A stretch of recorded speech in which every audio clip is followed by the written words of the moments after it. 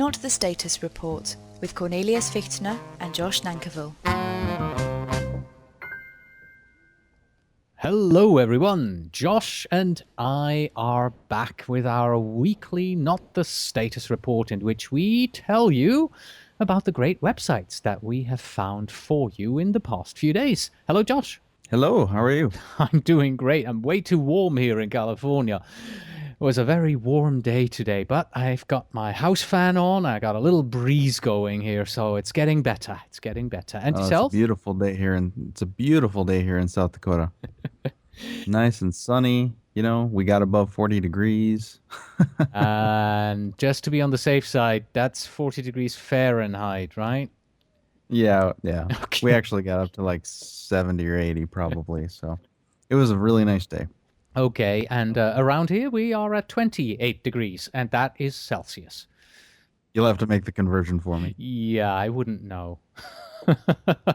I'm still metric. I've been living in this country for 7 or 8 years, but I haven't converted to Fahrenheit yet. So, what website do you have for us this week? I have a website, but it's actually a PDF guide. It's 438 pages. Oh my God. So that's pretty big. But it's the GAO, the Government Accountability Office of the U.S. Government Cost Estimating and Assessment Guide, Best Practices for Developing and Managing Capital Program Costs. And the reason why I want to point this out, this is something that I've used myself quite extensively on some of the aerospace projects that I've been on. It's really a collection of best practices. It's intended to be kind of like a guide for federal auditors, and it is great for large projects like the ones that I was working on when I was using it. But lots of it can be used and adapted for small projects too. So just as an example, I just want to run through some of the chapters. You'll look at them if you're not on this huge government project or something, and you might want to skip over them. But like chapter 1 is characteristics of credible cost estimates. 2 is why programs need cost estimates. You got a chapter in there about the work breakdown structure, data estimation methods, estimating software costs.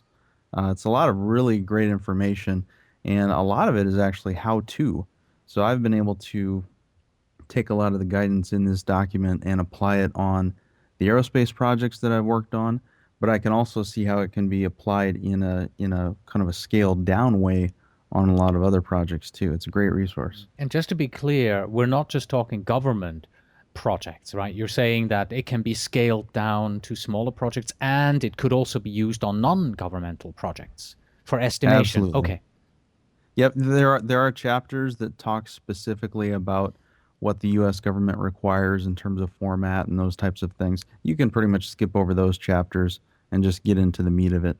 So what do you have? In the past 2 or 3 status reports, I was talking about various PMI-related websites. And while, yes, I'm a PMP and I'm volunteering for PMI, and I was a chapter president here locally in Orange County, I don't ignore the rest of the project management world. So today I want to point you to ProjectSmart.co.uk. Project Smart was launched in about 2000 as a way for folks to have easy access to information about project management, obviously, but in particular about Prince 2. I don't want to say that it's the competing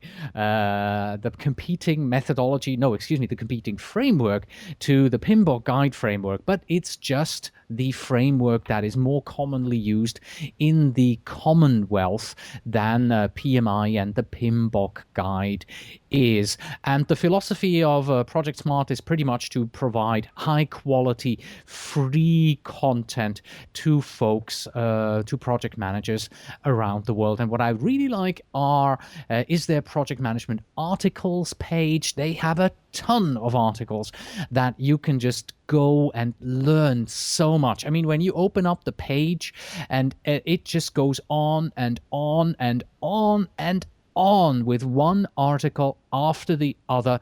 The first one that's currently here on is 5 things that project management is not. Interesting, yeah.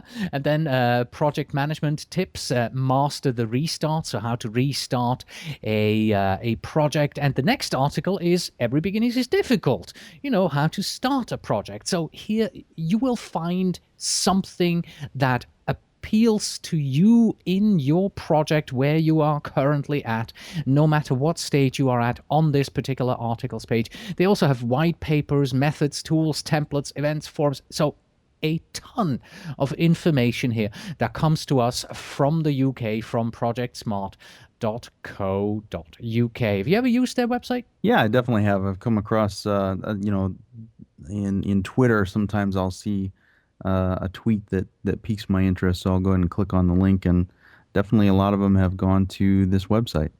Okay. Good stuff. All right. I guess that's it for this week. Goodbye, Josh. Goodbye, Cornelius. Goodbye, Elizabeth. Toodaloo. That was Not the Status Report with Josh and Cornelius.